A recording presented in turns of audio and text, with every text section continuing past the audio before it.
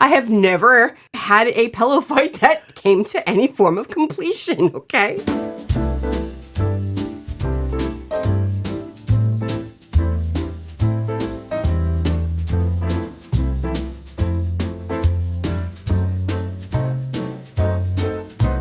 Welcome back, all you ladies and mates. It's time for another episode of Cozy Quilt Cinema. I'm Michelle.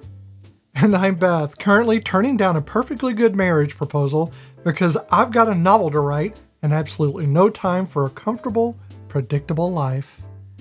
Every week, Michelle and I curl up on the couch and watch a movie and just talk it out. How it makes us laugh or cry, or sit on the edge of our seats, even lean into a loved one. So grab your Meemaw stubbornest quilt, get in the blanket for it, and let's talk about it. So this week, we're talking about My Brilliant Career from 1979. Yeah, that's right.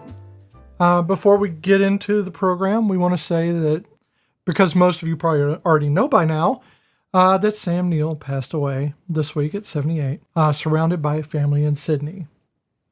He was very beloved by many, many people. And as much as us, meaning myself and Beth, enjoy his movies and he just radiates like this, I'm a really cool guy.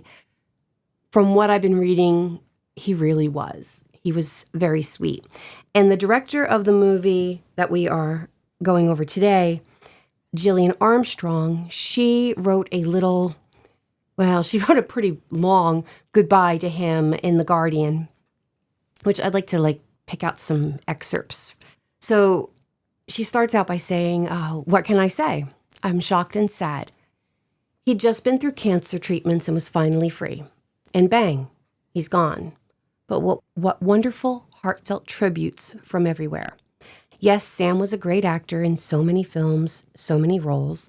Dashing, dry, evil, cheeky, damaged, and very heroic. Even my grandson knows that man with the dinosaurs. I loved him having fun as that sly, handsome, gray-haired lawyer in The 12. Our real Sam was a little shy and a smart, gentle, decent, passionate, loyal, surprisingly funny man. Maybe not the best YouTube singer or pig namer. She goes on to talk about how Steven Spielberg and Roger Donaldson, Graham Baker, and Philip Noyce and herself were all thanked by Steven Spielberg for first casting Sam and knowing him and showing him off to the world. She goes on to talk about how young they were when they met. And she says, we were also young and naive. It was obvious from day one that the cameras just loved him, and I still love him in our film, especially the pillow fight that he and Judy improvised in rehearsals so well that it made it longer. And the pillow fight's not even in the book. Yeah. Again, she goes on how about 8 years ago they rewatched the film together and he was just like, I was such a child.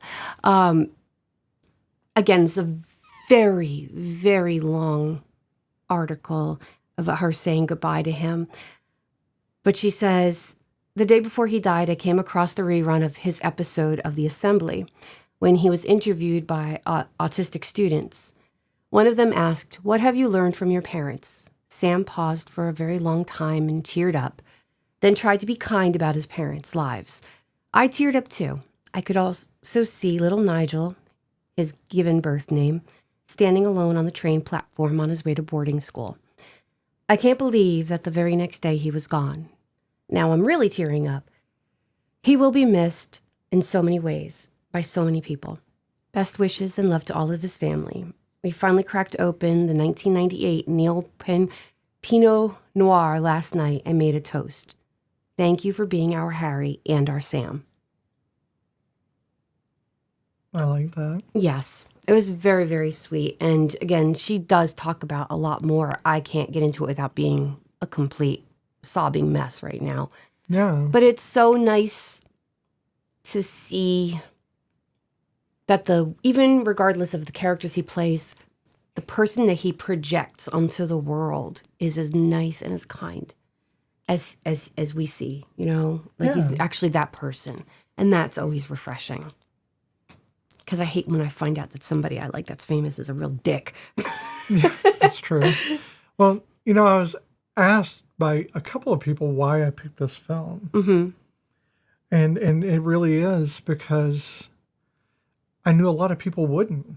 Oh, no. Yeah, everyone's going to do the Jurassic Parks, and they're going to do... And that is great. I think that, his body of work, it should be celebrated. The things we love should be the things that highlight to you. I was actually, if you hadn't come up with this, I was going to say, I think we take the whole weekend and watch Merlin. It's a mini-series, it's very long. I almost suggested that to you. But I'm was a half good Merlin. afraid to watch the It's movie, no, he's a good Merlin. The show. It's not that. It's not like that. But it definitely goes into like the Morgana thing very, very deeply. It was good. He's not my go-to Merlin, unfortunately. It is Colin. But I do love him as Merlin. It worked for me.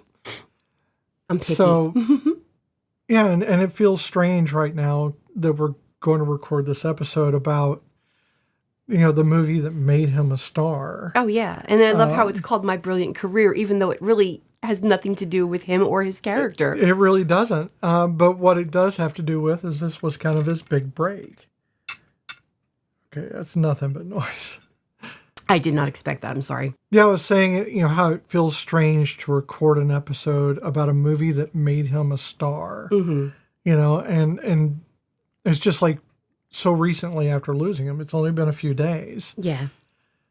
And this was his first leading role. So it's the whole point of my choice is because this is not what catapulted him.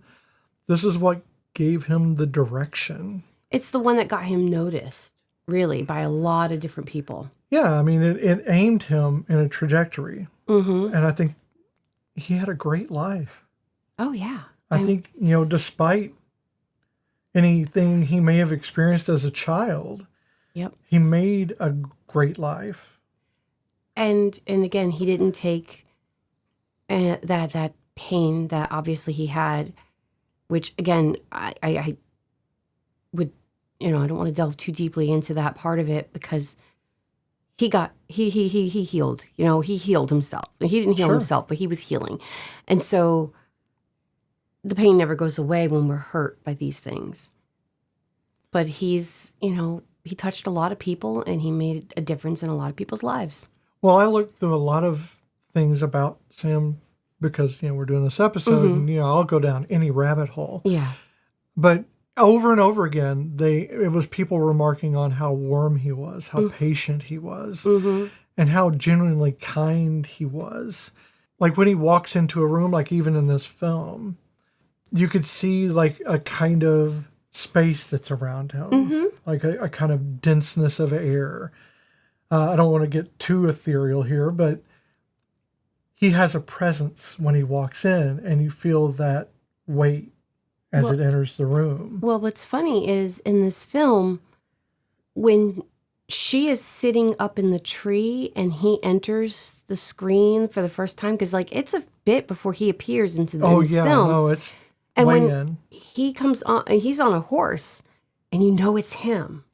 It's him, even though, like, I've never seen this before, so I had no idea when he was introduced into the story.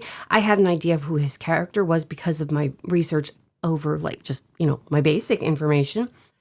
But I didn't know anything else beyond that, if he was one of the rich people or if he was one of the poor people. And so when he comes in on that horse, there's just his whole physique. There's something about it.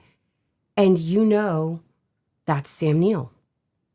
Oh, yeah. It's oddly enough a lot like Jeff Goldblum entering a room. Yeah, it's they him. both have energies, but both of them are vastly different energies. Oh, my God. One of them is bipolar, definitely. And the other one is very sedate, so definitely. So it was definitely a thing that you could... Yeah, we keep saying definitely. It's like that thing anybody who has two cats always has the same two cats. One is a loving, fluffy little fairy who can never do anything wrong, and the other one is a maniac, crazy person who's wanted in all 50 states plus Guam. It's like, Everybody has those two, and that's those two Sam cats. Neill and Jeff Goldblum. They are the two cats. That's true. Well, let's talk about what the film actually is, since I never gave. No, because there's more information about this movie too, and that's another whole story too. Yeah. Let's get into that. So, God, we're just all over the place like We a shotgun. are. And I feel horrible about it. But My Brilliant Career from 1979 it's the 1890s in rural New South Wales, Australia. That's a lot. That's where we are. That's where we are. Is it Sybylla? Sybylla. I just don't like the way that's spelled. I know. at I don't. all. It's too many Y's, but that's what I think that's what they were calling her, Sybylla. Okay. He was calling her Sib, Yeah. and then I think somebody called her Sibby, but it's Sybylla. Yeah, I kept shortening it in my head. Yes. So, Melvyn is a headstrong, creative teenager stuck on her family's failing farm, dreaming of becoming a writer instead of a wife. When money troubles send her to live with her wealthy grandmother, she's polished up, sent out into society, and courted by a handsome young landowner named Harry Beecham. The whole movie hinges on one question. Does she choose the safety and love of marriage or the uncertain, lonely, thrilling road of an independent, creative life? And that is the description. Yes. How did this movie make you feel? The first time? You were little. Because we've both seen it. No, I didn't. I thought you saw it. No, I've never seen this movie. Are you sure? Yeah, I said I didn't see it. I've never seen it before. Because you told me earlier that you saw it in the background. No, I never did. You told me it was in the I know, background. that's why I thought that was particular. Oh no, Or peculiar. no! I never seen it in the background. I Okay. never seen. Nope. I guess I'm wrong. So I'll just move on. It's okay. I mean, it's I could have sworn you told me you'd seen it too, and that's why I was talking to you like you had seen it. no. This You was, didn't pick that up at all. You even asked me like 2 days ago, "Have you ever seen this movie?" And I said, "No." No, but when we talked earlier, you said, "Oh yeah, maybe I have seen this." No. I think we were talking about something else. I don't remember now, but I've never seen this movie. Okay, that's fine. We were talking about the movie, but that's No. okay. Okay. Well, again, It's not all a day big- today we've been talking about two different things and I know. misinterpreting. So It is fine. My feelings on this movie are frustrated because you hadn't seen it. I have you not said seen you it. Told my feelings on the movie were I was bored the first time and the second time, but that's not really the issue. I'm fine with being bored by something. Yeah. It's not that there was any bad dialogue. Not a bad movie. Actually, I know what it was. There was too little dialogue.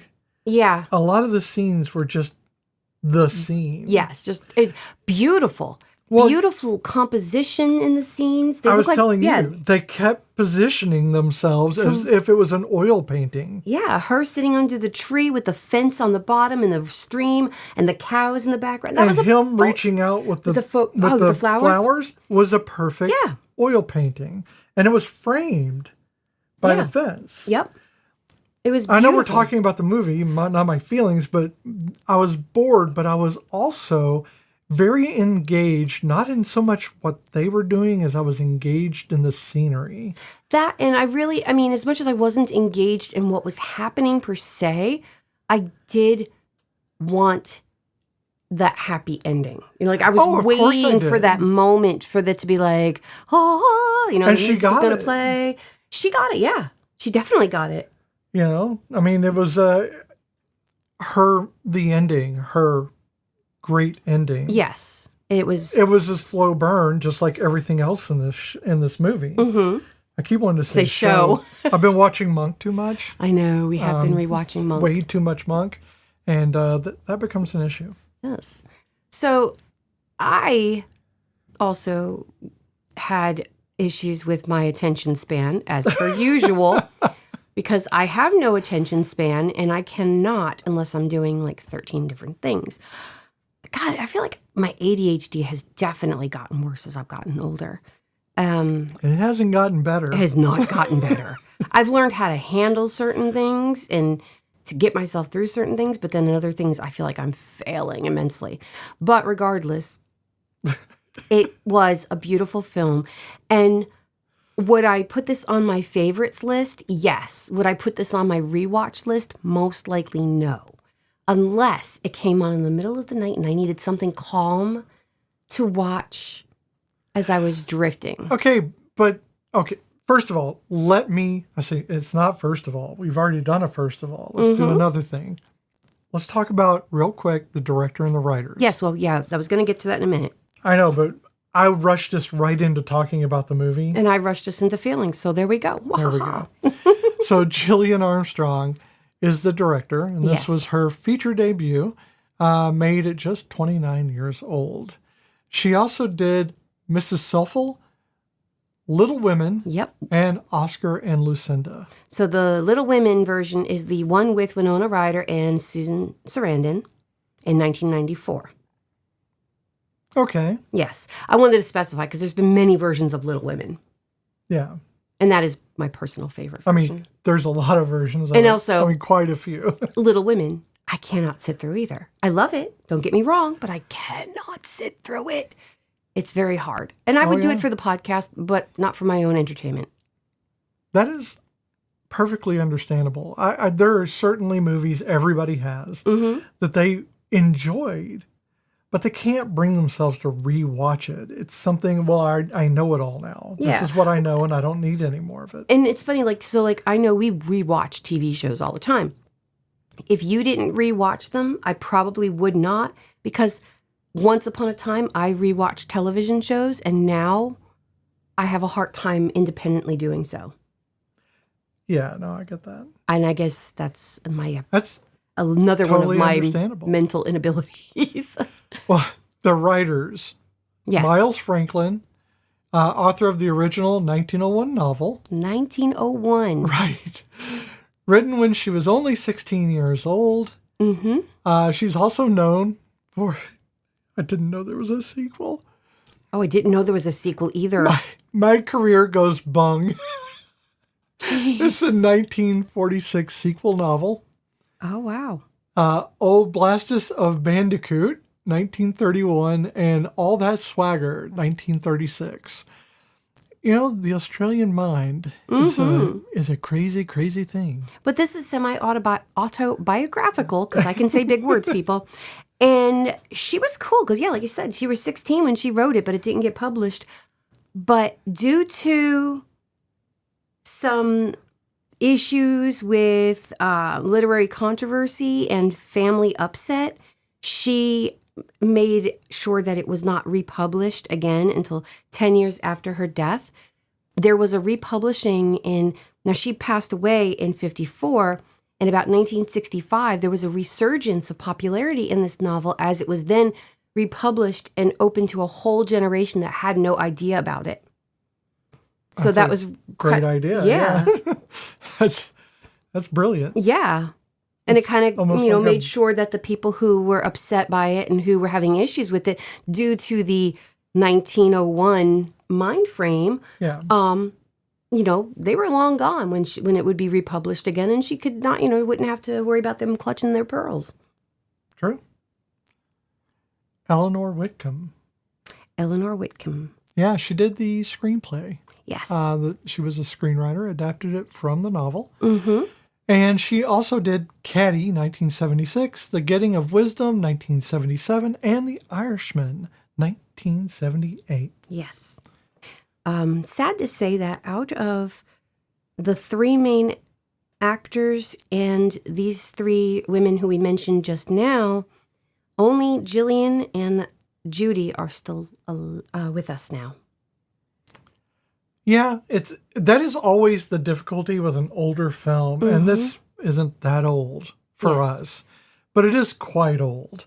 It is. Most of these people were well into their 30s and 40s when these were being made, if not older, and now they'd be 80s to 100. It's kind of crazy. Well, to me, it really kind of got me too, is that so Judy Davis, the actress who plays Sybylla Melvyn, she is the same age as my mother. So looking at her in 1979 film, going, damn, I was 5. My mom was a baby. Yeah. I mean, I was a baby when I had my baby, but that's, it's I don't weird. know any of the films she's done outside of Okay, this. so she was in the movie Marie Antoinette. That was one of my favorites. It's the Marie Antoinette with Kirsten Dunst. She played Nancy Reagan. The newer one. Yes. Nice. She played Nancy Reagan in The Reagans, and she was in Naked Lunch back in the day. Okay. Now, I would like to do Naked Lunch. That one's a fucked up movie. I have some other ones. Okay. A Passage to India, 1984. Yep. Barton Fink, 1991. And Husbands and Wives, 1992. Yep. So she's done a lot. She's been around. She's one of those actors that you know her when you see her, but you can't picture her. That happens a lot. She would make a perfect spy. Very much so. Because she makes an impression until she leaves the room. She was in Nurse Ratched. She was the TV show. Yeah. But I can't picture her. I can't even picture her in any of these films. Other than Nancy Reagan, because Nancy Reagan looks like Nancy Reagan. It's the James Bourne thing. Now, I know in the movies they have a different thing, but in the books, James Bourne, it has a forgettable face. He can't speak another language. No. Because he's not good at other languages. He's terrible at them. Mm-hmm. So in the book version, he's the imperfect version of the superhero spy. Yeah. But in the books, he had a forgettable face, and so does Judy Davis. It's crazy. And it's not in a bad way. I mean, honestly, I think I loved her freckles in this. Oh, I did too. I think they were the ones cute. in the lips. In the lips. I was going to say she has these freckles in her lips I loved. But yeah, I mean, I think that she is pretty spectacular, especially because when she enters a room, she always draws you to her. Oh, definitely. And it's not, and I know in the movie it's fucking horrible that they do that. It's just the most misogyny I've ever seen encapsulated into one area by the women who are being suppressed by it. Yes. I know I'm getting this is patriarchy, but But that's what the movie's about too. It's a very feminist story. Regardless of whether you're reading the book version or you're watching the movie, it is still a very feminist-forward movie for the time period, even the time period it is portraying. I spent a lot of time of this movie being equally bored and outraged at the misogyny. I was bored by the pacing of the misogyny. You will marry me because you have no other choice. No, it's the most infuriating is the women. Oh, I know. Who don't just acknowledge that this is a horrible system. They acknowledge that, and then they tell her, what you gonna do? Basically, they're saying you're kind of fucked. This is the way it is. It's your lot in life. It's not a lot, but it's life. There you go. Exactly. God, this is terrible. I'm so sorry, I know, Sam, but no, I think you would appreciate it because we're not tearing it apart. We're not really. No, we are, but we aren't. I'm not tearing it apart. I'm acknowledging the fact that this is probably the most feminist-forward film I've ever seen while still being entirely misogynistic. Oh, no, hell. But and that's it, because you have this heroine, and that's really what she is, even though she's her own hero. She's nobody else's hero but herself, and that's okay, too. Because she's not being a role model for other women. She's not trying to change women and having this little army of, femmes behind her going, we're going to not do the dishes anymore and clean your mud. And I mean, we're not going to do any of this anymore. She's doing it only for herself. And that's okay. Because sometimes you have to be your own hero. Everyone keeps telling her to stop being selfish. Yeah. And I'm like, no, girlfriend. They're not letting you think about yourself. Be selfish, because nobody else is going to take care of you in that shit world that you live in right now. Because what choice does she have? Literal shit farmer or somebody's doll? Yeah, or forced into servitude. Oh, yeah, or forced into servitude. Or enslaved. Yeah. Yeah. So it's in the whiplash of back and forth that she has to go through. When it comes to slow motion whiplash, but she goes from her world and her parents' farm to this upper crust world, back to the dirt. No, worse than her parents. Oh, worse than her parents. Oh, so much worse. And then going back to her parents, and it's like, what?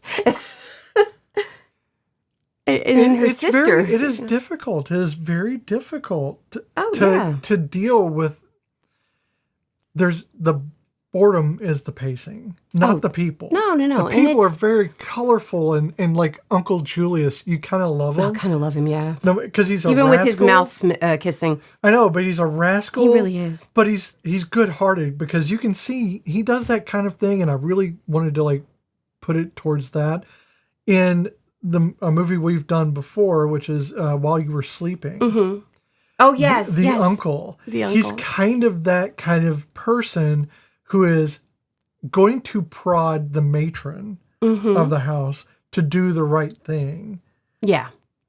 Despite the fact that he doesn't really have a stake in this. He just knows he loves, people, and he's a good person. And I kind of love that he is kind of making these little comments that throughout the movie are that nod to. Well, I like when they find out that she has to go back. Well, she's going to get traded because her parents owe money, so she's going to go and be a nursemaid, basically a teacher of sorts to this full-time babysitter to this family of 15 billion children, ages 2 to whatever. And he's like, oh, and she's upset about it, obviously. And he's like, ages 2 to 47. I mean, basically. And then, and the uncle, he's like, oh, it's going to be so boring around here without her. Because he knows she was bringing life into Well, he even brought it up. She should be an actress. Mm-hmm. Because she was dramatic and she didn't know what she wanted to do, but she knew she wanted to do something good and something important to herself. She's like, I might play piano. I might write. I might be an opera singer. I don't know. Okay, so this is a great setup for the issue that I had, not with the movie, but with myself. Mm-hmm. Because I was doing that exact thing. I was watching the movie and I was indignant for her. Yeah. But at the same time, I was also kind of rooting against her. It was kind of a weird thing. Because she does get a bit arrogant about things. It's not the arrogance so much as the situation she sets herself up for. She has no idea what she wants to do. Mm-hmm. If she'd had a direction, maybe anybody could have gone, well, maybe we should just fund that and see what happens. Yeah. But she didn't offer any of that. She had nothing prepared. And I am kind of like, well, you don't have any direction. I'm giving that criticism. At the same time, I'm mad at myself for doing that because the whole point of this is she shouldn't have to have any aim. She shouldn't have to have a goal or some reason not to marry her off. Mm-hmm. It shouldn't be a thing of marrying someone off. And that's what this movie is really comes home to is she doesn't want to get married. And they keep trying to do this. Mm-hmm. And it doesn't matter that she fell in love with Harry. It doesn't matter because she doesn't want to get married. So it has nothing to do with love. It is separate in a way for her. My heart breaks for him, though, when he's like, but don't you love me even just a little bit? And she's like, I'm almost in love with you. I'm almost there. I think she's as much as in love with someone as she can get because she's just not going to allow herself to be, and that's okay too. And again, I've said this so many times on this podcast. An adult's brain isn't fully developed until they are 25 years old. We should not be forcing individuals between the ages of 16 and whenever to know who and what they want to be. I mean, some people in their 40s don't know. Some people know. I didn't know. I still not even sure what I want to be. And I'm pretty set in a career. And yet I still don't know if this is what I want to do for the rest of my life. I love working with little kids, but I'm tired and I hurt because I'm old. So I have to think about these things and I have to constantly be willing to change. And we should never force young people to pick. And we do. We have done it for generations, and we will continue to do it for more generations because we're idiots and we do not learn. And this is part of why we have a whole generation upon generation upon generation of children who don't know who they are because we're not letting them. It was okay when it was, when it was the silent generation. And even then, it was not okay. But it was accepted as you either found your way or you didn't. And if you didn't, you had to work. Or get married. If you went to college, you were going to college to get married. And that followed through into the boomers. Well, yeah. And now we're back in the purity culture. Of going to college to meet a husband. And, and that's not, well, of course, it's a lot more expensive to go dating that way than it is to just get, a dating account, app on your phone. Because, who can afford college? I sure as shit can't. But in this movie, they create the very culture that, I don't know, forces the marriage. Mm-hmm. Because they use, the culture itself is the issue. Yes. That's where it's broken. And being forced into marriage as basically property kind of. Mm-hmm. And we're not talking about the Australian culture. We're talking about the... I'm talking about the patriarchal culture of that time. I don't know anything about the culture. Oh no, because honestly, this in 1901, these were still British people who were transplanted. Yeah, at least those upper crust ones mostly were. I mean, because the one dude, he's like, I'm going back to England, and I want you to come with me. But it's that same kind of like, it's definitely male centric, and it doesn't matter what women want. No. And it's just, the entire movie is people telling her just to swallow it. There's a quote, I wrote it down because honestly, it hit me in the face. And I even commented out loud on this one too, but it was the aunt who says, loneliness is a terrible price for independence. Oh, yeah. It's gaslighting at its finest by your own people. No, loneliness is not a terrible price to pay. Some people are by themselves and are genuinely happy. But it doesn't require loneliness to be so. Exactly. You can be married. All you need is equity. That's all you need. If you have equity within your partner, whether it's a guy or girl or whatever, then you don't have to worry about that because you are equal and you do not have to be the servant or the mother for this person. But like, if you don't want to have somebody in your life, if you are happy living with your pet or by yourself because you can't have pets, bless you. And if you're not, then, you do you. It's okay. Because none of your feelings are invalid. And that's what bothered me. I spend so much time telling these little kids that their feelings are valid. And then to hear a statement like that, which it's like, God, the mental health that we were so unaware of back then, it's amazing how we're all still alive at all. Well, I mean, one of the first things I wrote when we were watching this film is this is a lot of gaslighting of women into believing that thinking and speaking out is wrong-headed. Mm-hmm. It is just everybody she meets basically tells her that you can't talk that way or you can't be that way and you cannot feel that way. And the only people that really haven't done that is Harry. Oh, yeah. And, no. And his mother, right? Yeah, I believe. Aunt? I think it's his aunt. It's his aunt, yes. Aunt Helen. So those are the only two. I mean, she really got along with her. Yes. And I think when she goes to live on the dirt farm, because that's really all it was to me was a dirt farm. Everybody was dirty and muddy. They were farming dirt. I mean, pretty much. And it's the evaporation stations in Star Wars out there in the back. No, it reminded me of the scene in Monty Python and the Holy Grail when he's talking to the farmers about, I didn't vote you in, like that one. And they're sitting there just moving the mud from pile to pile. And that's what I kept thinking of. There you go. And she's trying to teach these little shit monster children. And that's what they were, because they were just sitting there smirking at her while she's writing on that board because they can't read. And then they're like, something come running through the little schoolhouse shed, and I think it was a rat. yeah, and they or all something. ran, and she's like, get back here, and they're like gone. And then later on, she's trying to teach them yet again. There's no textbooks, there's no nothing. There's just her father's, what was the kid said, Dad says you can teach us from your brain. And so, Because the books got eaten by mice. yeah, or something like that.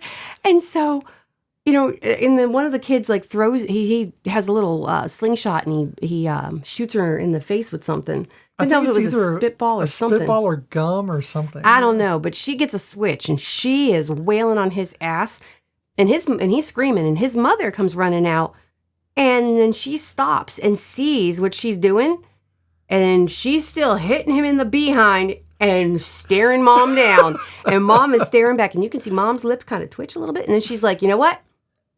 Shit, I've never been able to get him to listen. I'm out of here. And she walks away. And after that, you see them all standing around the piano days later, all singing, and the kids are listening. She's reading them.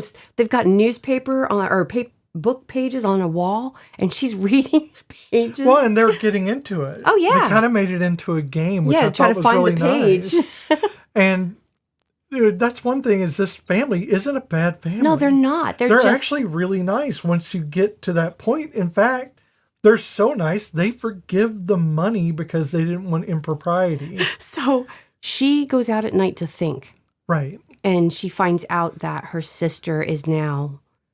Well, she's being informed, which is not true. Yes. That her sister is going to marry Harry. And so she's upset about this, and she goes out, but she sees the older son, and the older son has been sneaking out. And that was Frank Hawden. Yeah, it was Frank who was actually going to marry her sister. And that's played by Robert Grubb. Aha. Yeah. And so she... so the mother and the father, they're like, well, we understand he's a good-looking boy. Ew, he's a boy. Yeah, I mean, he's a boy. But they're like, but we can't keep... We don't have any money. You don't have any money. You don't have any property. Or you don't have any money. So, you don't have dowry for us. Dowry. Don't even get me started on dowries. But, so she's like... I'm not, okay. And they're like, okay, well, we'll have to send you back to your family, but we'll just call it even for now until your farm starts doing better. We're going to get our money, but we'll wait for it. And this is like the third time she's had to move. Yes. So she goes back to her family at that point, and, she's trying to find that happiness. She knows her mother left that upper crust family to marry for love, not for society and propriety. And so she doesn't want either of that. She doesn't want to marry for love, and she doesn't want to marry because she's, just because it's what she's supposed to do. She wants to find out who she is. Well, yeah, there's love or financial, position. And she didn't want either one of those things. That is something that's perfectly understandable, or at least should be, to most people.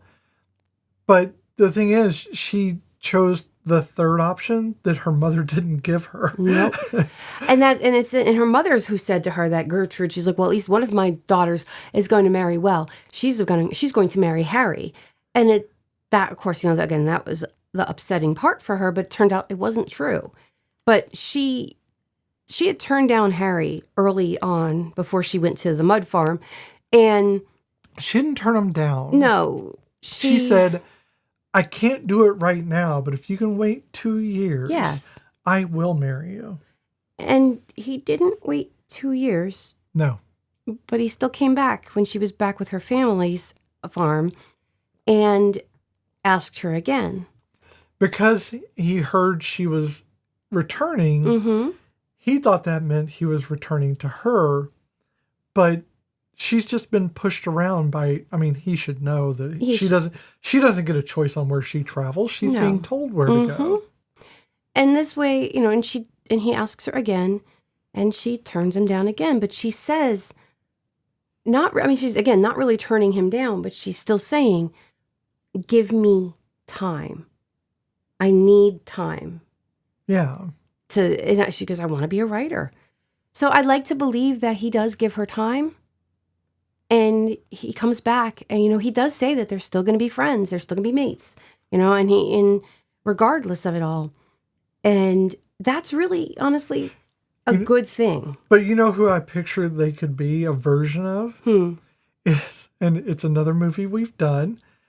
Sister Husband from God, the Walmart movie. I keep saying that. Walmart movie. Where the Heart Is. Oh, yeah, sister brother. Oh, no, sister husband. Sister husband, you're right, sister husband. Oh, yeah, oh, wow. They were hooking up. Right, but they were not married, but they were basically husband and wife. They were family. They were, yeah. And he took care of her even after. Mm-hmm. So I think they very well, Sam. Harry. I hate that. I know. So Harry and Syb, I could see them and of course we don't know because there obviously is a sequel I didn't know about. I know, and now I don't want to know about it because I like my memory, my headcanon. But here's the thing, now we have strong feelings about a film we didn't really think we would care about. No, I really didn't. And I was actually, again, it's just one of those cases where I was just like, I don't want to watch this movie. I know. Nothing against Sam Neill. I just wasn't prepared and I didn't know anything about it. But actually, as I was reading little bits about it, I was going, okay, I kind of want to see this movie now that we're going to watch it. And yes, it's hard to get through some of the parts because it is slow. It's not bad. I hate when I say that it's one thing, but it's not. It's not a bad movie. It is an excellent movie. It is a fantastic movie for a snapshot of a time period. But yeah, but in terms of time, hard. It's the balloon pants of movies. Oh my Lord, it's done. It's just hard. it's so because it's got a lot of quiet. It takes a lot of time. It does. And it's an hour and 40 minutes, but it does not feel like that. It feels like 3 years. But I liken it as a souffle. Mm-hmm. It could not be rushed. No. I think if this was rushed, it would certainly not have any depth to the points where they start talking again. Mm-hmm. And that silence, I don't think it's there just to take up airtime. I think a lot of it is just in the scenery, which you have to have a sense of, because everywhere she goes is something very scenic, but it's also starkly different. Oh, gosh, yes. It's so... And even when I keep saying about the mud farm, there are still beauty. The beauty in these scenes are, again, everything is framed as a snapshot or a painting. It is...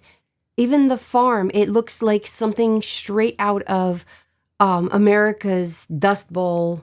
Even though it's mud, it's still got that dirt. It is like being in a museum because when you hit those moments, it's almost surreal. And you're looking at it going, okay, yeah, I get a sense of this place. And what's funny is so like her family's farm, it was just dusty and dirty. And they were having a dust storm with all the windows open. They're trying to get her to close the windows and they're all preparing. And she's just in her head writing away. Well, yeah, she's writing. Then she walks outside. Outside. I'm like, your dirt is getting in the house. But then, and all I could think of is when I lived in West Texas, everything is dirty. Yeah, everything is dirty. Everything has a grittiness to it, and I always hated that. It's like living on sandpaper. Oh my God! And then when she goes to the, I don't remember where. Is it Sydney? Was where the families were, the richer ones? Yeah. Okay. I'm pretty sure. Yeah. Everything's lush and green. Oh yeah, it's beautiful. Beautiful, and. I love that lush greenness. We've been watching a YouTube husband and wife who are rebuilding our Dunham Manor? No, not Dunham. Yeah, Dunkum. Dunkum? Yeah, because you know why? It sounds like bunkum. Oh yeah, that's right. It does. That's why I remember it. So it's Dunkum Manor, and they are behind their manor. It's an old abandoned manor that they bought and are renovating. It's Dunkum House. Dunkum House, that's it. And I'll post the link to their channel, to their YouTube. And I'll send you the link. It's very interesting to post for the Guardian article. And it's really reminiscent of the time that we're talking about. It really not is. In the same area. But behind their house are these farms from, people who actually work the land back there. They don't own that part. And it's these wheat fields, and it rolls when the wind. It's like the just ocean. Beautiful. And that makes me so happy. I love that lush green. But that is kind of the framing that we're talking about in the movie. Everything is the most idyllic version of itself. Like you don't know what a place is like until you see an oil painting of it, and then you feel like you've been transported there. Yes. And then when you see the real thing, it probably isn't as exciting. That's how I get this movie. Well, you get the scene, okay, like that perfect scene, and then the film transitions you into reality. Yeah. Her reality, which is that idyllic version of the dirt farm, becomes the actual dirt that she's in. And then that one piece where it's got the railing and she's at the tree and he's handing her the flower is a perfect snapshot of a douchebag she doesn't care about. Oh, yeah, she throws the flower straight into the water. Right. She doesn't care about him. And then she does the cutest thing. It starts raining. And she starts dancing in the rain. And that's because she's lived in this dust bowl. And so this is the first rain she's seen in a couple of years. She even said that when she goes back in the house. And she's obviously got a cold now. And the grandmother is like, well, this is why we have to maintain propriety and we shouldn't be dancing in the rain and da-da-da. And she's like, but I haven't seen rain in 2 years. And and grandma's got a little bit of a smirk because she kind of gets it. But she also knows that that's not accepted in their society. She is a little bit more forgiving than her mother, yeah. Yeah, but not a lot. Obviously, more. she has to be because her mother left home for her. She chose that farm lifestyle because she chose that man and knew what she was getting into, breaking away. So, really. Yeah, but she's perfectly willing to, she didn't give up everything because she's going to use her daughter as a commodity. Well, yeah. So they'll keep living on this subsistence kind of farming and fail and have to keep borrowing money, and they just keep finding new ways to use her to do it, or the other children. Yeah, and I love how she's like, I don't want to be a married woman who has to have a child every year, and that's my lot in life. And because that's what she sees. Her mother has babies every year. Like when it pans through the house, like when they're all sitting inside and she's playing that untuned piano, and you could tell it's driving everybody nauseous. I mean, they're like, oh my God. And then you're panning through all the children, and you can see the various ages, and that's her mother's children. And you see the same thing at the other farm when she's there to be the school marm, whatever. And the mud farm. I'm just trying to not say that again. But you can see the different ages of the children again, and they're literally pretty much a year apart. And that first thing, pregnancy takes a lot out of a woman. I cannot imagine these poor women who have babies like that willingly, let alone the ones who have no choice, how much it must age their bodies, hurt them. I had a student last year who was the last, and she was 5, and she was the last of 10 children. Now, granted, her mama looked great. Don't get me wrong. She looked great. But even then, I didn't have any clue, but this was a choice. Yeah. But the ones who have no choice, I can't imagine the toil and the strain. Oh, no, that would be I had horrifying. 3 children, and I'm practically falling apart. That has to be the most frightening thing to even think about then. Oh, my gosh. And the women who get pregnant later in life, I bless you, women. Bless you, ladies, because honest to God, if I was pregnant now, oh, God, no, I can't laugh and sneeze without pissing myself now. You put a baby in there? God damn. I wouldn't move from a seat, and I'd be wearing diapers of my own. Speaking of which, let's talk about the pillow fight. Oh, my Lord, the pillow fight. See that transition? I know. So, Syb drops a pillow out of the... Well, it's at Harry's aunt's. Yes. At Harry's aunt's place, she's staying there, and she's upstairs, and a pillow drops onto Harry's head. I don't know if it dropped or she did that on purpose. Well, I mean, yeah. She did throw it at him. Yeah. It just, you see it drop onto his head. He's on the porch, yeah. Yeah, and he looks up, and he grabs the pillow, and then she starts running away. Yeah, well, he goes with a pillow in her own hand. Yeah, and he goes up the stairs, and she comes around the corner and whaps him right in the face. This is the most vicious pillow fight. 3-minute pillow fight. It is, I mean, it's maybe not as vicious as some YouTube pillow fights. I'm talking about between two consenting adults who aren't trying to kill each other. They smack each other in the face quite a bit. Yeah. Oh, yeah. And I think those feathers have to be extra heavy feathers because they're literally knocking them down. And that pillow fight was something that Judy and Sam were doing off screen. And it became like a thing, and they decided to throw it in the movie, and it became this like extended version of the pillow fight. And while some places were claiming it to be a very erotic scene, I didn't take it as erotic, but I did see it as a very sweet moment, a very playful moment. And then when they fall to the ground, that's when you see the full chemistry between them. Yeah, but it's still not erotic. I know. I feel like I'm missing something when that many people think this is an erotic scene. Yeah, but I think that there's a lot of people who think that 50 Shades of Grey is erotic, and that's just abuse. So there you go. That's true. So, but yeah, I think the pillow fight itself it's not really the fighting, and I don't think it's about eroticism. No. I think it's really about showing her that there is someone who meets her energy. Doesn't care about the why. Or the rules, per se. And I think they just have a compatibility of spirit. I also feel like this is a moment where she sees that he is as playful as she is. Yes. Because he comes off, well, that's not true. He is playful. She's not seeing it that way. So when he first sees her up in the tree while she's picking flowers and her ladder falls, and he asks her if she needs help. And she's like, no, but he still helps her get out of the tree. And then she's like, you were almost kissed me and you were, grabby and touchy. He did smack her on the butt.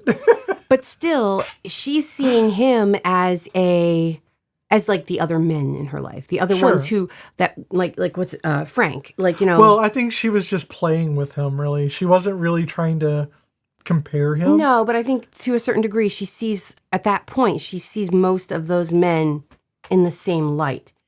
So later, when she sees Harry at the hello, cat. He keep walking through and just meowed at you with his... I know. I don't know. He sounds like an octogenarian. Come on, you booger. Come on up if you're coming up.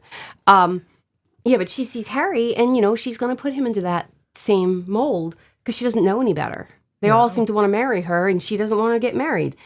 But then they start spending time together, and then when she sees that he chases her through orchards, and... This is a very long pillow fight, going across vast tracts of land. Oh my God, huge tracts of land. And it's... Lands. I mean, they're going through hedges, arches, and... over a mountain. I think they went into... They crossed the ocean twice. They went into Underhome. There was a lot of things.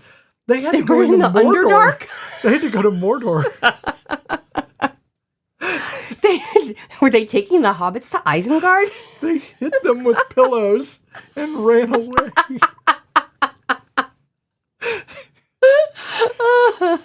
So it is a very long pillow fight. Yes. Maybe not quite as long as I said it was. No, 3 minutes, but 3 minutes is a long time in film. 3 minutes is a long time. And it ends. And I don't care what the movie's suggesting. All I care about is now that this is forever stuck in my head. I will never ever forget this moment that I saw the end of this pillow fight in which my wife said, What did I say? I've never seen a pillow fight to completion before.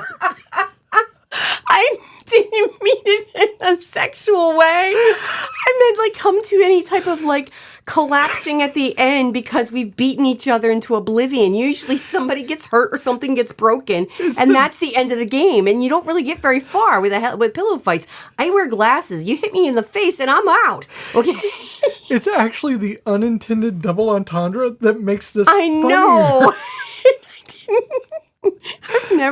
I have never had a pillow fight that came to any form of completion, okay?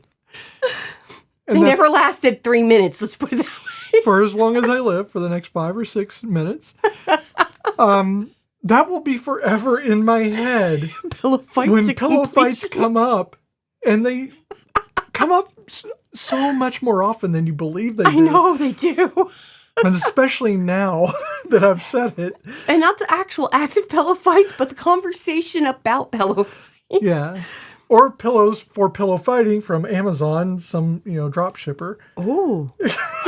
They make pillows just for pillow fighting? It'll be advertised because we've just said it. Oh my gosh. Yep, it's going to be on the YouTubes. Any listening devices will just pick that up and they'll start ordering pillow fight Yeah, well, pillows. I also want the listening to devices to know that I want to be independently wealthy, and so I need that. That, you can't afford it. Everything has to be paid for. I don't know what you think this is. It's not Amazon, the charity site. I want a job that I can work from home. We have a job we can work from home. We just can't do it for any money. I want a job I can work from home and make money so I can do this job and work from home. That would be fantastic. Yes. So the pillow fight culminates in them being exhausted. And I kept thinking they're going to kiss. Not yet. And it's actually pretty spectacular that they didn't do that. Oh, yeah. I think if they kissed then, it would have been completing a circuit and you would have been done entirely with the movie. But yeah, then it would have been completion. No. But in this case, it makes you almost frustrated, but realizing the trap, she sees the trap for what it is, even if she doesn't react to it as a trap. Mm-hmm. It's a trap. Falling for someone and then acknowledging that to them. Mm-hmm.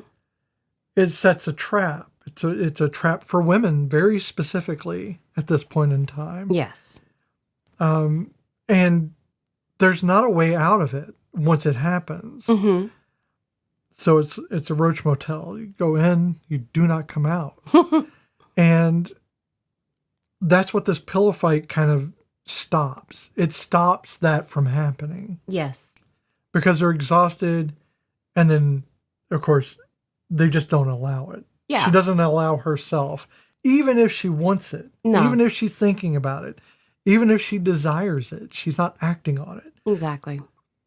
And I think that works for the movie because I think it keeps that tension still there. So, 2 fun facts. The first one is Judy Davis. I hear she's in the movie. Yes. So she actually learned to play the piano for the film. Yeah. She had taken lessons for this. Yeah. Yes. And she lost by 1 point to Sally Fields at the Cannes, I never say it right, Cannes Film Festival. It's not Cannes. I want to say Cannes. Cannes. It is Cannes. Okay. Yeah. At the Cannes Film Festival, she lost... I know a podcaster right now who's screaming into the freaking microphone that doesn't exist in front of her because, she's actually gone to the festival, so she's going to make fun of this, but it's fine. I know, but I can't pronounce anything anymore. And it's written, the way it's spelled to me makes me mispronounce it. So sometimes when things are written a certain way, even though I know that's not how you pronounce it, it's how my brain starts I've mispronounced at least 7 or 8 words so far. So, again, she lost to Sally Fields by 1 point. Sally Fields won for Norma Ray. And honestly, to lose to Sally Fields, I guess I would be okay with that by 1 point. So that's a pretty close. And it was for this movie, so 1 point's not bad. That's crazy.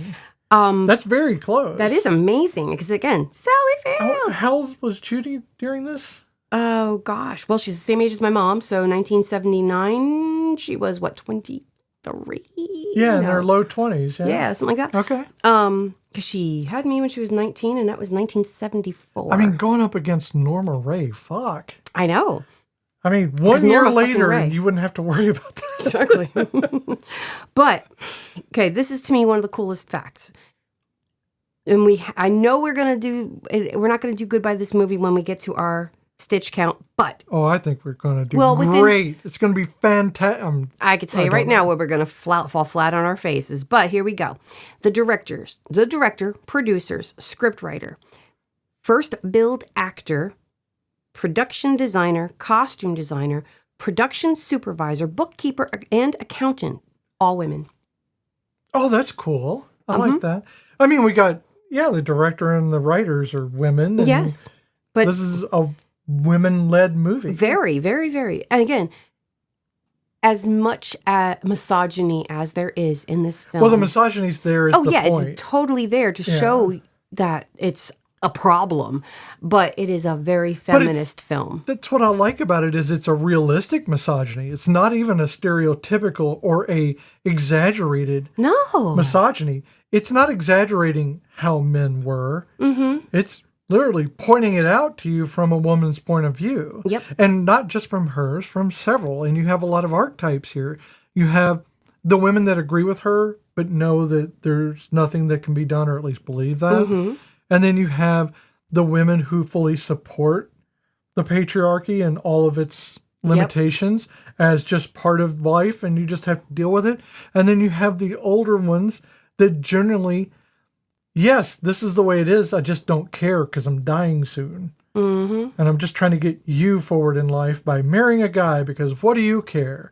You've got your whole life ahead of you, you butthole. Yeah, you got to keep the family line going. But that's the archetypes you have, and these are all women. Yep. So it's not just warning you that the patriarchy or men can be the problem for women, even if they don't intend to be. Mm-hmm. Harry doesn't intend to be. Harry loves her. Oh, yeah. Harry would allow her to do whatever she wanted to do, but that's the problem, is she would need him to allow it. Yes. And she doesn't want that. That's the sticking point. And I think what she keeps saying when she says she doesn't want to be married isn't that she doesn't want to be with someone, him primarily, but she just doesn't want to be trapped into the marriage that she cannot get out of, nor have choices or agency in.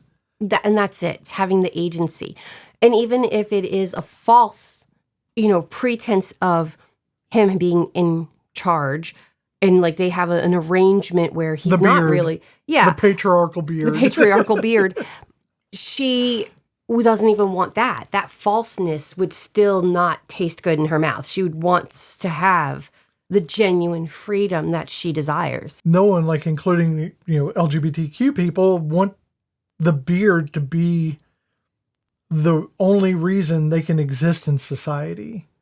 Exactly. You want to be the reason that you do because you are a person and you have worth. Mm-hmm. And the beauty of it all is that this book and the time period that it takes place is 1879. Well, no, sorry. It takes place in 1897. Let me scroll back up where I said 1890s. The 1890s. Yeah, so 1897. And not... Because Miles Franklin was born in 1879, but it takes place in the 1890s. At one point, she does say the worst thing that could happen is for us to leave the 90s. And I'm like, the 90s? That's funny. I agree. I bet they were afraid when it clicked over, it would just be a Y2K thing. Y2K thing in the... All their horses would fall down. But, the turn of the century, not our current one, but the turn of the century, 1900s, that time period, the young woman, the 16-year-old who penned this at that time, the forward thought of not wanting to be somebody's arm candy. It's just, that is amazing to me. I mean, I know I get that sentiment. I do. But also view it as you're kind of looking at it from our modern lens. Mm-hmm. That is the one place and the one time in which someone actually had that thought. Oh, no. I'm just saying, I'm not saying that. I'm not saying she's alone in her thoughts, because I've got to name women all through that time period, but it always amazes me that we are still the way we are now. Oh, and that is a thought process how many decades ago, over hundreds of years ago, and it's like, what the hell is wrong with us that we are still peddling in that thick mire of patriarchal bullshit? Well, and that's what women have been asking the entire time they've been suffering the patriarchy. I don't understand. We have so many brilliant minds who have put forth these thoughts for as long as people have had any thought process in their brains of freedom and comprehending what that means. You would think in 2026, sorry, future people listening, next year, that we're still so backwards, now we're taking things back that we actually did earn. I know. Very short. You shouldn't have to earn rights. But they should be part of the. But it kills me again. Once again, looking at this, 1879. No, sorry, 1890s. I can't get those words out. 1890s, and we women only just got the right to, within the past 50 years. We'll say in my lifetime, in the past 50 years, we have had the right to get a credit card, own a house, own a building. I mean, not a building, own property, own a business, have the right to not get raped by our spouse. These are things that have only just been given within the past 50 years. And some of them only in the past 20 years. And yet... And now bodily autonomy has gone away. Yeah, we've lost our right to our bodies. They're taking away our right to live over a clump of cells, because now, in the state that we currently live in, if you get pregnant and you decide you don't want it, or you're hemorrhaging because life happens, your husband can kill you. Yeah. At least that's what they're trying to pass. So that's back-ass. I mean, I was going to say back-ass word, but it's what it is. It is ass backwards. We are going backwards. And I look at these women in the past and I go, you had such hope. Yeah, how much have we let you down? And I'm sorry. I am so sorry for any of these women. If they could ever see what we're dealing with now, part of them would be like, holy shit. And then the rest of them, when they realize, they would be appalled by what we had in our hand and have allowed to let go. In the sake of whatever the hell. Once again, women not supporting women. We are more than 50% of the populace, people. We have the right to stand up for our own bodies and our own autonomy. We should be doing that instead of rolling over and allowing anybody who is not us, make choices for us. And I don't care if you were born this way or not. It's not the point. Nobody should tell you anything about your body. I spend my days telling little kids that don't put your hands on that person. Their body is not your body. You did not grow that body. You touch yours, not theirs, without any consent whatsoever. And yet we're telling adults doesn't matter. So what the fuck is the point of me? Sorry, I've had a lot of soapboxes today. Yeah, no, that's fine. But this movie inspires that.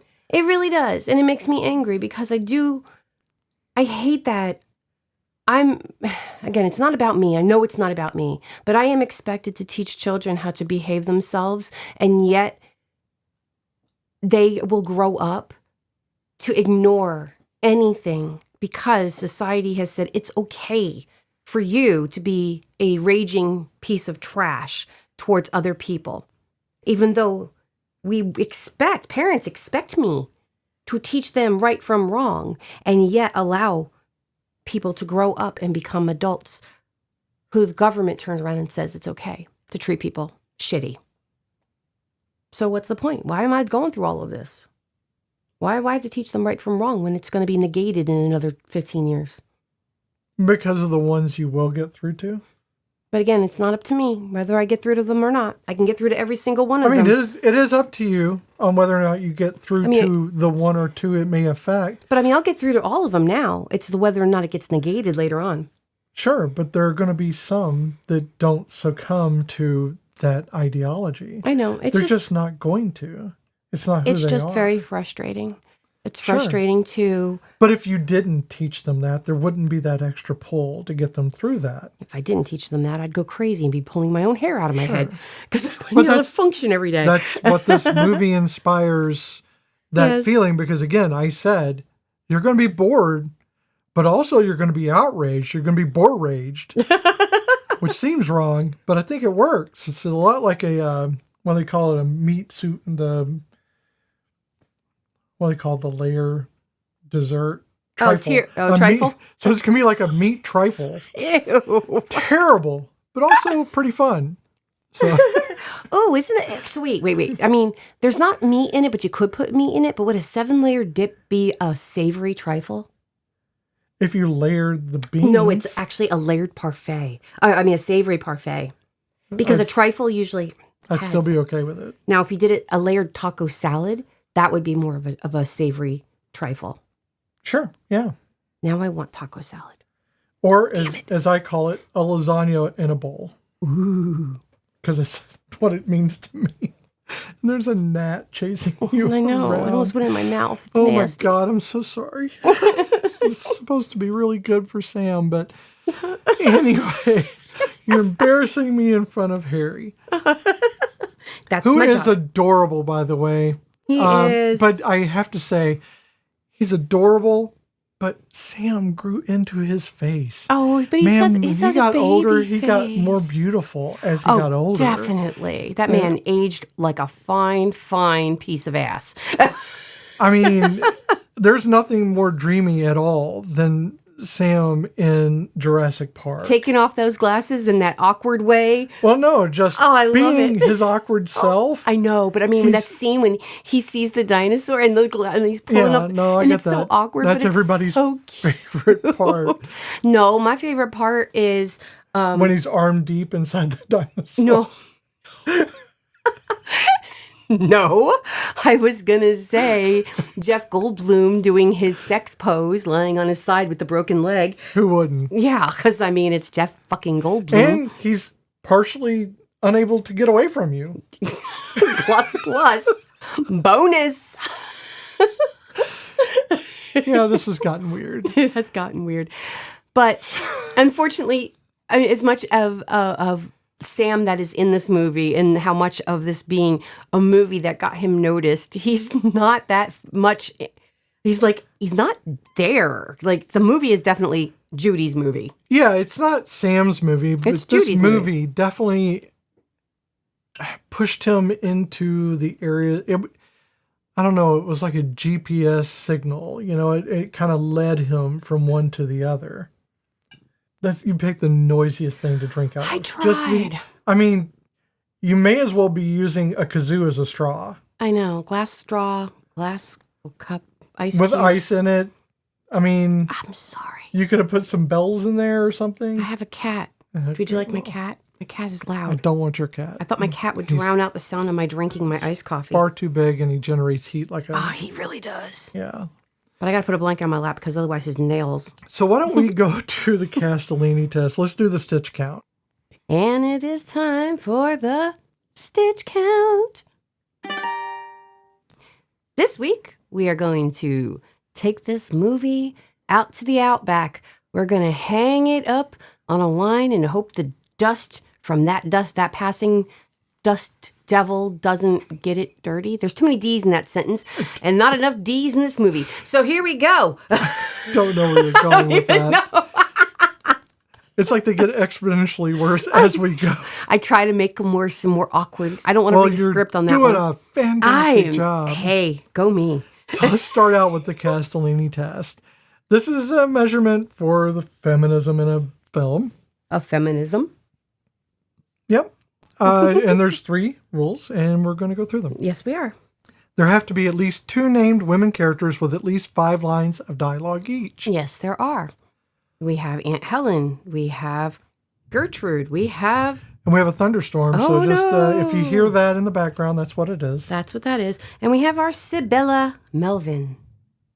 True enough. Yes. Those characters must have a conversation, not necessarily with the other woman, either not about their partner or with their partner, future or current, and not about their relationship. Yeah, because really she doesn't... Not every conversation is about marriage, but sometimes it's about how dare you not get married. But it isn't really about relationships per se. No, it's about marrying for the propriety of it all. Well, just to get out of their hair. Mm-hmm. Well, we can't afford you, so we're going to send you to Grandma's house. Well, no, actually, we're going to sell you into servitude. That's another thing, too. During the entire movie, they're calling her ugly. I know, she's right beautiful. Right to her face. Like, right to her face. Very matter of fact. I mean, they're not calling her ugly, but they're fucking implying it's not it her fault. She don't know time. how to make those curls work. It's the early 1890s, and they didn't have the skin or the. They keep calling hair. her plain or some version of that. She's or got freckles. You're not near as pretty as the mud at the mud farm. I don't know. Because she's not porcelain, and she's not. Yeah. You know, she's been living in the fucking Australian outback. You know. You're going to get a tan, whether you like it or not. And skin cancer, probably. This is true. Although, yeah. I'd freckle. I don't know for sure. I would turn into one giant skin blotch. I don't know. Why are there so many fair-skinned people there burning all the time? Because the British are... No offense to anybody who's British. Because historically, the British were asses who decided they needed to take over everything, but forgot that they were pale and white. Offensive. That's offensive. They are pale and they are white, and yet they still insisted on living in places like India and Australia. Granted, they were sending their criminals to Australia, but then they also decided to stay there. To be fair, some of those criminals were, people that they didn't want. They just didn't want. Yeah, I know that. And again, for whatever reason, political or otherwise. And I know I'm not doing the history correctly. I'm doing a general, but I'm just saying there's a reason why skin tone developed the way it did in certain locations. And us very pale mayonnaise colored folk don't belong in the dark places where the sun shines on us constantly because we're just not equipped. And then we freckle. And then people bitch. And so the second point in the Castellini test passes. Not really sure what we're doing anymore. At least one of the women has to be integral to the plot, meaning that if she were written out of the film, it could not reach the same ending. Well, definitely. Because if Sybil wasn't there, what the fuck would be the story? Okay. It would be the Harry story. The Harry story. Cut the sarcasm, I can't help lady. it. I want taco salad now. See, you did that to me. I didn't do that. Yes, you did. You certainly, at this point in history, nachos. Do not want taco salad. No, I don't want lettuce right now because of poo. Poo lettuce. You people suck. Okay. Not you people that are listening, but the people who dysregulated the lettuce industry. I need help. I need lettuce that's not covered in poo. Very worried about my wife right now. It should be. Okay, so inclusivity and gaze. Now, this is a score of 0 or 1, so on or off, and it is a maximum of 4 points in this category. Mm-hmm. Racial diversity with agency, not just background. Good luck. No, none.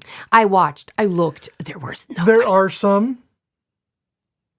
I cannot say if they're indigenous people you can't tell because you never see faces. In the very background as servants or otherwise. But I was looking at the servants and I could not see maybe one person might have been a person of color. They're too far in the background. Yeah. And the muted colors that are in certain scenes, it's hard to tell as well. Yeah, so there is none. No. Because it is background, even if it wasn't, even if you could recognize them, they'd be in the background. Exactly. LGBTQ presence that isn't a punchline or tragedy. So if you want to believe that our lovely Sybil might be a little bi, because here's the thing, you don't see her attracted to women. That's not the point. But she may not have any, she actually may be aromantic. So she may not want to have any relationship or even asexual because she doesn't want to be in a relationship.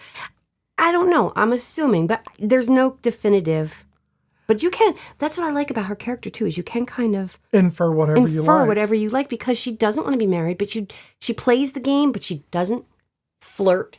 Well, and during that time, it's so restrictive that the only option you have is either be attracted or not be attracted to the man from a woman's point of view. Yeah. There is no other option allowed. Everything else makes you a roommate. Yeah, or you know, and I mean, most spinsters were kind of gay. And they were probably very happy for it. Oh, shit, yeah. Okay, but I'm gonna say no, there's nothing. Yeah, exactly. I just had to go on my little age, tangent. body type, or disability treated with dignity. Oh, no, because they keep telling her she's ugly, but otherwise that's the only thing that they do. Well, because they don't present it. They don't really present. Disabilities presented. No, there's no disabilities presented, but there are people, well, no. They're older people, but they're treated with respect and everything else. The mom at the mud farm, she was a bit thick, but I don't think, and nobody said anything about that, but she'd also had a newborn, not a newborn, but like a under one pantsless baby. Yeah. Put a diaper on that. Put some pants on that kid. But so, yeah, it was all treated with dignity because most of it just wasn't presented. Age, body type, disability, nothing was taken as somebody was too old or too fat or anything like that. Now, this might be the only point that I noticed. And again, well, not that one. But yeah. Sometimes it's hard to notice that. So, yeah, the fourth point might be the only point that it gets. Okay, camera gaze, not relentlessly sexualized or punitive. I don't care what y'all want to say about that pillow fight. There was nothing sexual in this whole movie. There was no gaze that would look like, there was no, shots that they were like lingering. There was no, even like when they show her dressed up that first time when they did her hair and everything, they're showing her in front of the mirror, but it's not any way sexual. No, and they don't there's no boob shots or anything. There's nothing that lingers, like even on her neck or anything like that. No, and there's no like body pans or anything like that. It's all... Yeah, it's very tasteful. It's very tasteful. So it's going to get one... following the timeline, I guess. Yeah, purity culture. Yeah, it gets the 1 point out of 4. Okay. The Tremors Index. We're going to talk about whether it's either 0, below Tremors, or fails the basics, or 4, exceeds Tremors. Rare, powerful, and intentional. Well...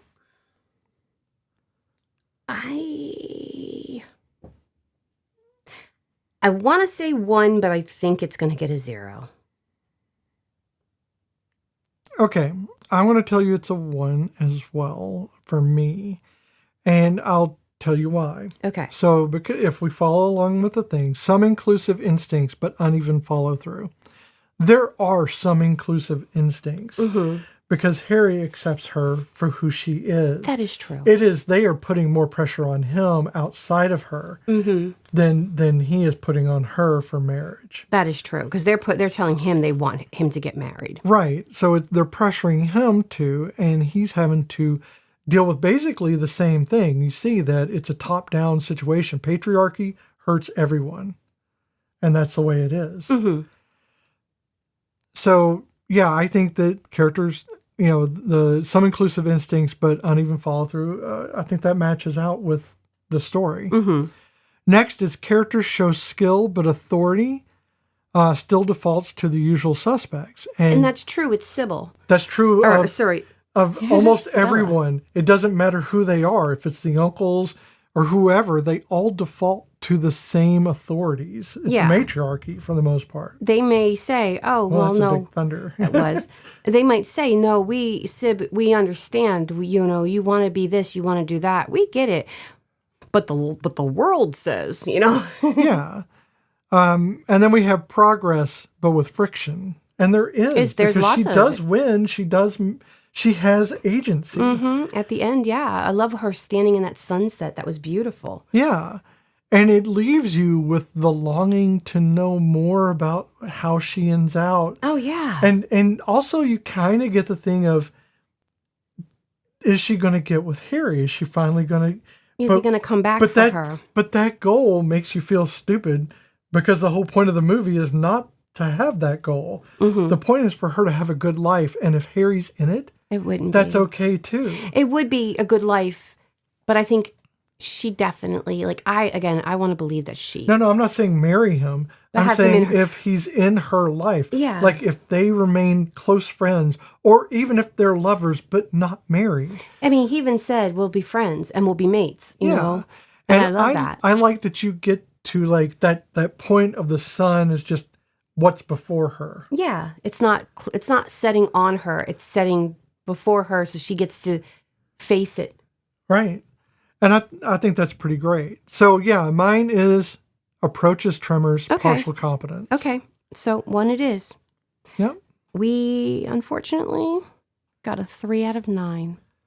Okay. But again, it goes to this movie was made in 1979. They were and not it's purposely the way it is.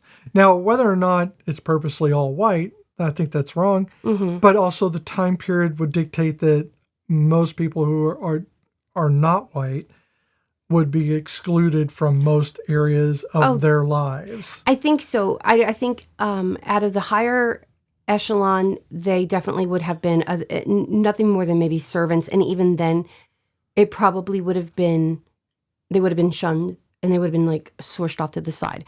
And then even the racism would have kept most of them off of the farm. Yeah, so most of this movie is all about their lives, and it's really an upper crust kind of white thing.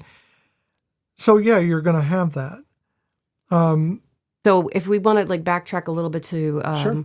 the disability aspect, I can assume that there are some of those 15,000 children living on the mud farm that might have a learning disability. But she treats them all with the same dignity. I mean, just ADD altogether, but they are children. And she does treat them with the same dignity. But yeah, so I don't think that this is a bad score. I think this score is indicative of the purpose of the film, is what I'm getting at. The inequity is built into it, so you're not going to get a lot of inclusivity. No. And I think that the other issues are it's illegal to be gay. Well, yeah. And that is the truth, too. I tend to forget that. Not that I forget that it was illegal to be gay everywhere. I just like to believe it was never illegal. But that's I know. It's a delusion, and I live in a fan fiction world, regardless.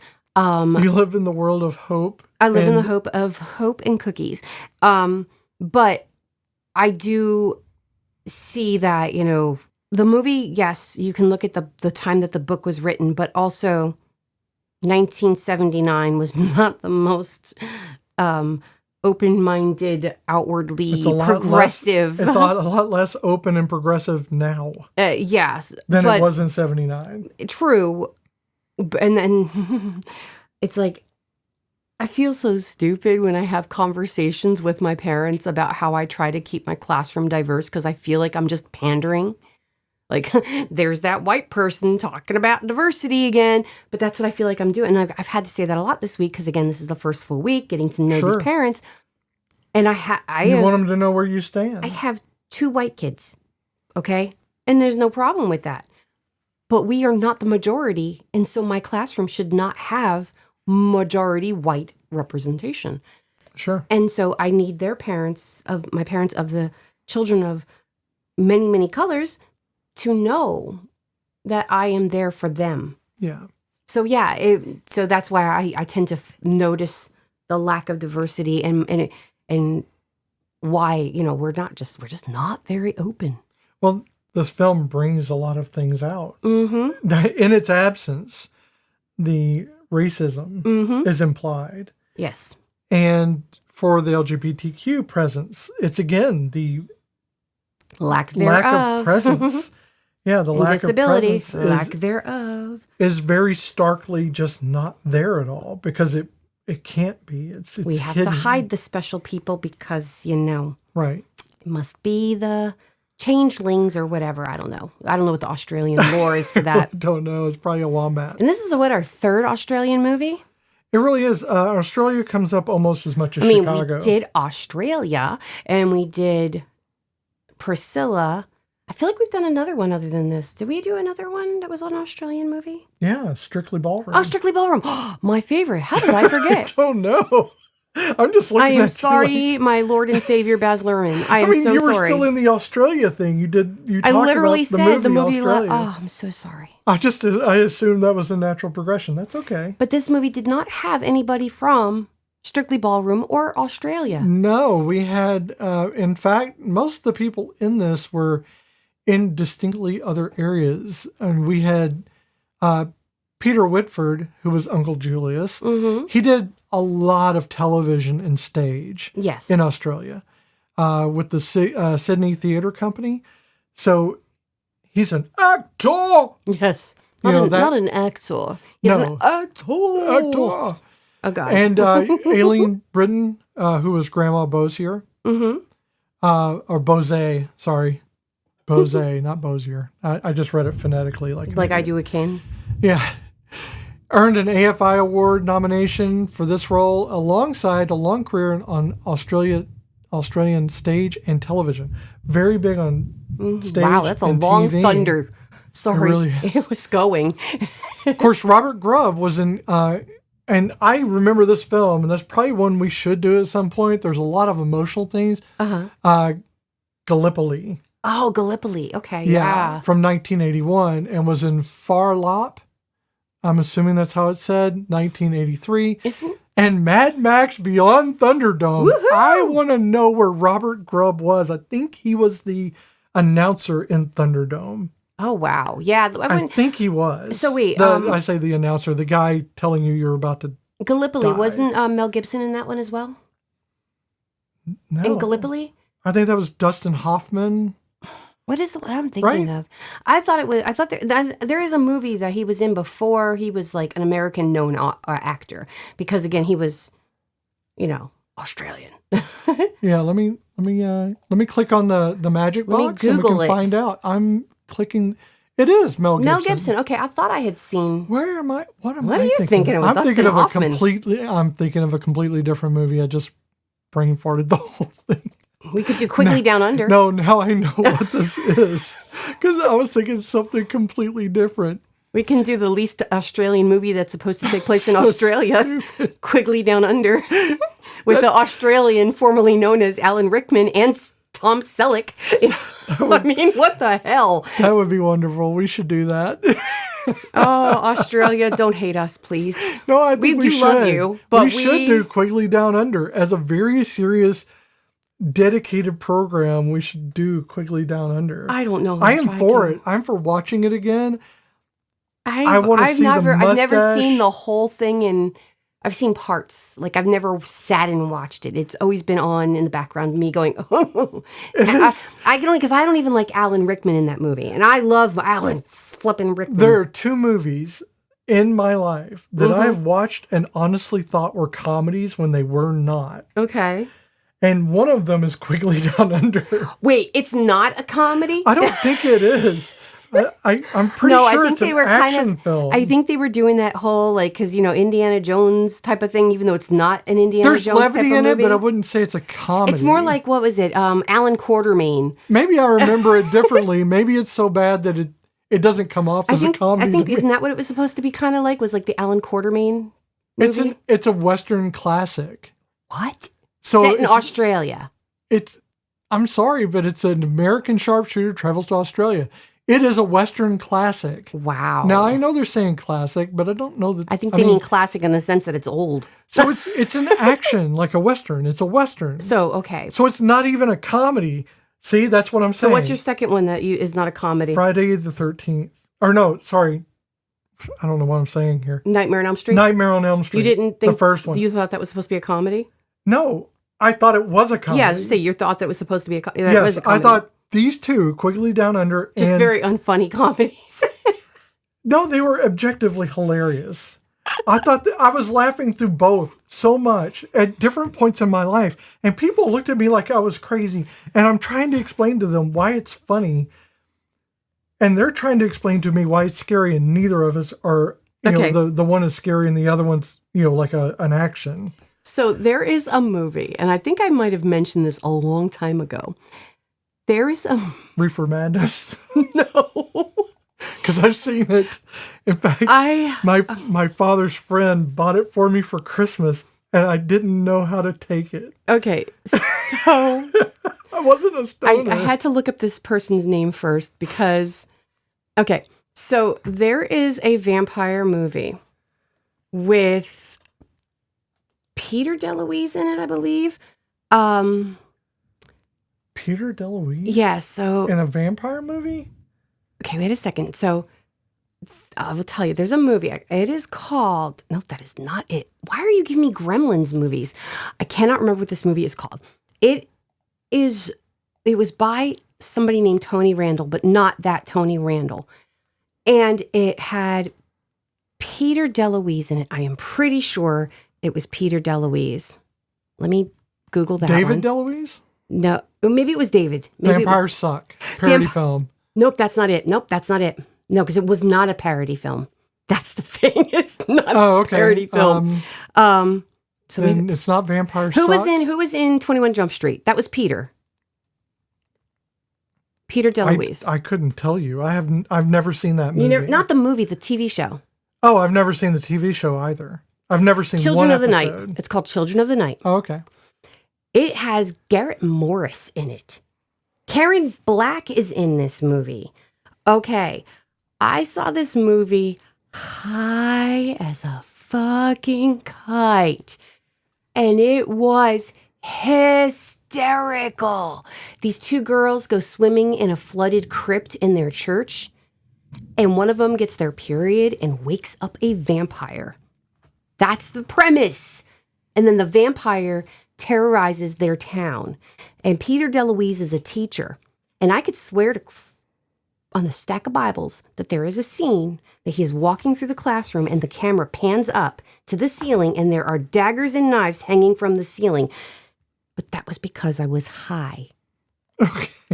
Because we watched that movie about 3 or 4 months later and I didn't remember any of it. I remember watching this the second time going, okay, this is not the same movie we watched. The same people in it, yes. But they were not doing any of this.